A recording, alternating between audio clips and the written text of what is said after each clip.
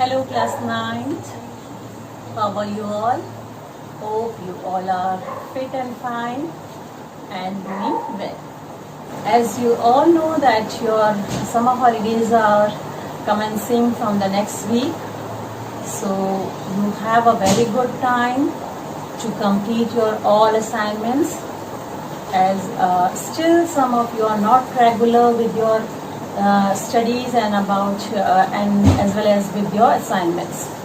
So the students, those are regular with your assignments, they can enjoy, okay.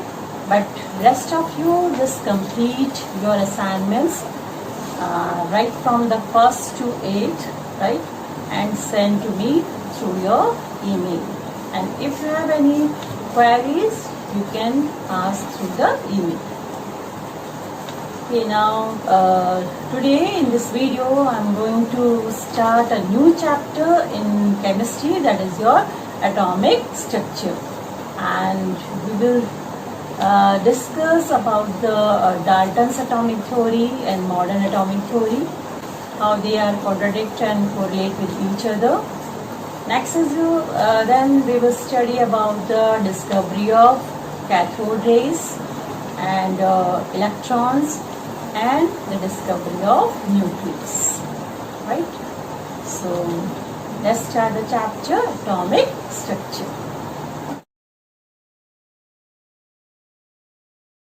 As you all know that atom is the smallest unit of an element, or it is a building block of an element.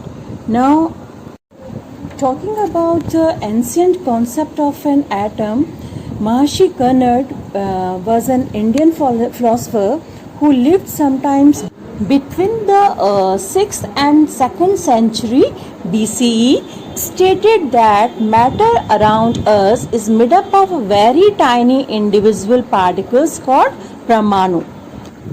Param means ultimate and Anu means particle, that is the ultimate particle which is indivisible. Maharishi Kanad proposed that the Parmanu cannot be seen with naked eye, and his prediction was proved right by scientists centuries later. Greek philosopher Democritus also proposed the same concept like Maharishi Kanad, but he named these tiny particles atomos, and atomos was later pronounced as atoms. But the major contribution regarding the structure of an atom was given by John Dalton. John Dalton in 1808 proposed a theory of the atom known as atomic theory. Let's discuss the main postulates of Dalton's atomic theory. Dalton said that matter is made up of tiny indivisible particles called atoms, and atoms are the smallest particle of matter and cannot be divided further. Atoms of the same elements, they are alike, but atoms of different elements, they are different. For example, copper is an element made up of copper atoms only, while carbon is an element made up of carbon atoms only. But atoms of copper, they are totally different from the atoms of carbon. And the next point is the number and type of atoms in a given compound are always fixed. For example, the molecule of water is made up of 2 atoms of hydrogen and 1 atom of oxygen. And when they combine in a fixed proportion, then they form 1 molecule of water, right? Now next is atoms can neither be created nor be destroyed. Atoms combine in a whole number ratio to form compounds. For example, in carbon dioxide, carbon and oxygen, they are always combined in the ratio of 1:2. The same way in ammonia, nitrogen and hydrogen, they are combined always in a whole number ratio, that is 1:3. And properties of compounds are different from those of the constituent elements. For example, water is composed of 2 elements, hydrogen and oxygen, and they are combined in a fixed proportion by weight. But the properties of water are totally different from those of its constituent elements. As you know that hydrogen is a combustible gas, while oxygen supports combustion, while water is neither combustible nor support combustion. These were the main points of Dalton atomic theory. But one of the point of Dalton atomic theory is that atoms are the smallest particles of matter and cannot be divided further. But later on, in late 19th and early 20th century, some studies and discoveries showed that atom is not the smallest particle of matter. Atoms are divisible. They are composed of still smaller particles, namely proton, neutron and electrons. And these particles are called fundamental particles or subatomic particles. So the question is, how does the modern atomic theory contradict and correlate with Dalton's atomic theory? So let's discuss the contradiction between Dalton's atomic theory and modern atomic theory. Dalton said that atoms are indivisible and indestructible. But modern atomic theory says that atoms are divisible and destructible. Then Dalton said an atom is the smallest indivisible particle of an element. But modern atomic theory says that atoms are divisible and consisting of subatomic particles, electrons, protons and neutrons. Then Dalton said that atoms of the same element are alike in all respects and differ from atoms of other elements. But after the discovery of isotopes, we came to know that atoms of the same element may not be alike in all respects. As in case of isotopes, which are atoms of the same element having the same atomic number but different mass number. Understood? So these are the contradiction between Dalton's atomic theory and modern atomic theory. But modern atomic theory, however, correlates with the Dalton's atomic theory. And how it correlates with the Dalton atomic theory? In the fact that atoms are the smallest unit of matter taking part in a chemical reaction, and in a given compound the relative number and kind of atoms is a constant. Means modern atomic theory and Dalton atomic theory both says that atoms are the smallest unit of matter which take part in a chemical reaction, and the relative number and kind of atoms in a compound are always constant. Let's discuss the discovery of the electron. In 1879, William Crookes, a British scientist, first observed the electron. He performed experiments in a glass tube from which air had been removed. He placed metal plates called electrodes at both ends of the tube, and the negatively charged electrode is the cathode and the positively charged electrode is the anode. When a high voltage was applied across the tube, a beam flowed from the cathode to the anode. This beam was called a cathode ray and was believed to contain negatively charged particles.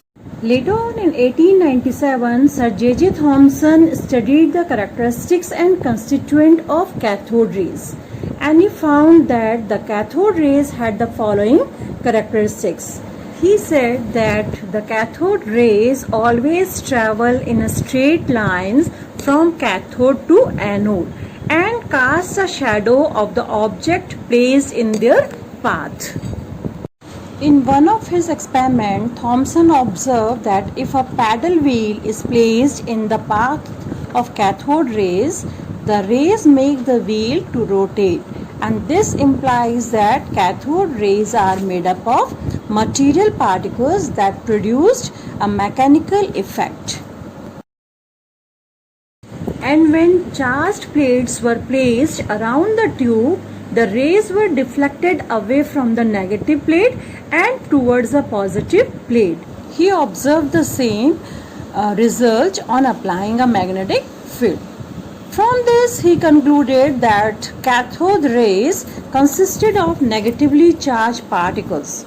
Thomson called these negatively charged particles as corpuscles. And later on these particles were called electrons. So electrons were the first subatomic particles to be discovered. From the study of electrons we came to know the following properties of electrons, and these are: electrons are negatively charged, an electron has a charge about 1.6 into 10 to the power minus 19 coulombs. The mass of an electron is approximately 1 upon 1837 of a hydrogen atom. So mass of an electron is equal to 9.1 into 10 to the power minus 31 kilogram, which is so less that it is considered to be negligible. Since atoms are electrically neutral, it must contain some particles which are positively charged, and this led to the discovery of the protons. E. Goldstein discovered the presence of positively charged particles in an atom in 1886. Just like the cathode rays led to the discovery of electrons, the discovery of anode rays led to the discovery of positively charged particles called protons. E. Goldstein conducted an experiment in the same way as J.J. Thomson did. He made the cathode perforated and filled the glass tube with the air and passed a high voltage at low pressure. He observed a faint red glow behind the cathode. The rays were emitted from anode, and he named these rays as anode rays. He further found that anode rays consist of positively charged particles with the magnitude of charge which is equal to the electrons and mass equal to that of hydrogen atom. These particles then named as protons. Let's have a look on the properties of protons. Protons are positively charged particles. A proton has a charge which is equal to 1.06 into 10 to the power minus 19 coulombs, and the mass of each proton is equal to a hydrogen atom, which is equal to the 1.67 into 10 to the power minus 27 kilogram or 1.670 into 10 to the power minus 24 gram. Now next is your discovery of nucleus. In 1911, Lord Rutherford studied the atomic model and discovered the atomic nucleus. He performed his famous gold foil experiment. Rutherford set up an experiment where positively charged alpha particles were fired at a very thin gold foil in an evacuated chamber. A circular fluorescent screen was placed behind the gold foil to detect the alpha particles. During his experiment, he observed that most of the particles went through the foil in a straight line without being deflected, and some alpha particles were deflected slightly from their path. And third, he observed a very few alpha particles were deflected by large angles or bounded back from their original path. On the basis of these observations, Rutherford concluded that there is a large empty space in gold atom, due to which most of the alpha particles could pass undeflected through the gold foil. Second point, he concluded that the central part of the atom is heavy and positively charged, due to which a few alpha particles suffered deflection. And his third observation was, as the central part is very heavy and dense, so a very few alpha particles retraced their path. This positively charged, heavy and dense body present in the atom was named as nucleus. Therefore, we can say that nucleus is very small, as compared to the size of the atom on the whole. Second, nucleus is very heavy and positively charged. And third, nucleus is very dense, hard and rigid. And hence, it was Rutherford who discovered nucleus. Okay, thank you children, and enjoy your holidays as well as concentrate in your studies.